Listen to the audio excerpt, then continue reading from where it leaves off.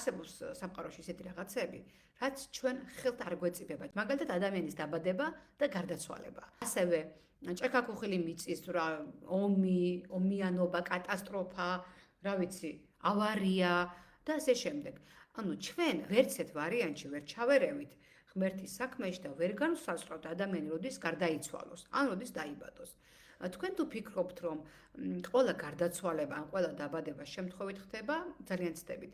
მე თქვენ წინა შეხვედრაზე გესაუბრეთ იმის შესახებ, თუ როგორ ხდება ადამიანის დაბადება, რომ ჩვენ ვართ სულიერი არსებები და სანამ დედამიწაზე მოვალთ, ვირჩევთ ჩვენს თავგადასავალს, რაც უნდა გადაგხვდეს, შესაბამისად, ჩვენმა სულმა იცის, როდის დაასრულებს სიცოცხლეს.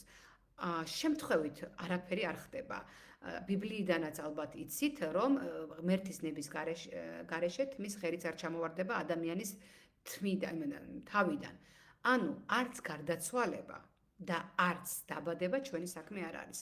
და ამან ალბათ ძალიან ბევრი ადამიანს უნდა მოუხსნას დანაშაულის გრძნობა. მე მქონია ესეთი შემთხვევები, მაგალითად პირადი მენტორინგის სესიაზე მყავს ერთი მონაწილე, რომელსაც აღუყული ყავს ქმარი და თავს თვლის დამნაშავედ. ну ისე მოხდა რომ ეს ქმარი როცა დაიღუპა, ეს ქალი მის გვერდით არ იყო და მთელი, რა ვიცი, 10 წელი იტანჯა ამ ქალმა დანაშაულის გრძნობით.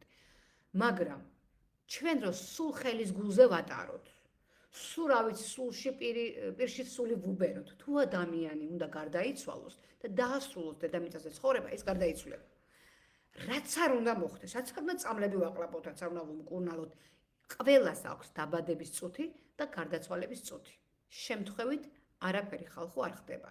თქვენ რა არ გინახავთ ისეთი ადამიანები, რომლებიც ავარიაშიც მომხვდარან და გადარჩენილან, სიმსივნე ქონიათ და არ მომკვდარან და გადარჩენილან, მაგრამ სახსალამათი ჯანსაღი ადამიანი შეიძლება წყალს ვამდეს, გადაცდეს და დაიღუპოს. ანუ ეს ყველაფერი იმიტომ ხდება, რომ განსაზღვრულია ჩვენი დაბადებაც და გარდაცვალებაც, მაგრამ ჩვენ ეს არ ვიცით.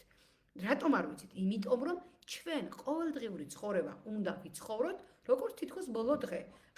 ამას ჩვენი ქრისტიანობაც გვასწავლის, ყოველ დღე უნდა დავტკბეთ ცხოვრებით და არ უნდა ვიჩხუბოთ, არ უნდა რა ვიცი, ვიკამათოთ, არ უნდა ვიბრძოლოთ, თუ ჩვენ ამას ვისწავლით, რომ ყოველი დღე არის დასაფასებელი და ხვალ რო გავახელ თვალს, ვაიმე შფოთვა მაწუხებს, აქ მტკივა, კუჭი მტკივა, ეგ ამაზე კი არ ვიფიქრო.